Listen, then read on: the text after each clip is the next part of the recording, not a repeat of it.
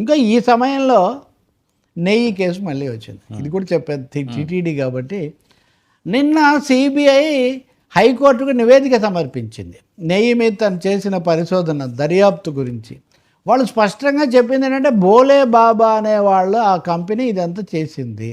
వాళ్ళు అసలు రైతుల దగ్గర పాలు సేకరించరు, నెయ్యి తయారు చేయరు. ఎంతసేపటికి కూడా పామ్ ఆయిల్ కొన్ని కెమికల్స్ కలిపి నెయ్యి తయారు చేస్తారు. దీన్ని ఏఆర్ డైరీ, వైష్ణవి డైరీ అనేటటువంటి పేర్లతో దాన్ని వాళ్ళు అక్కడ సరఫరా చేసే కార్యక్రమం అది చేశారు.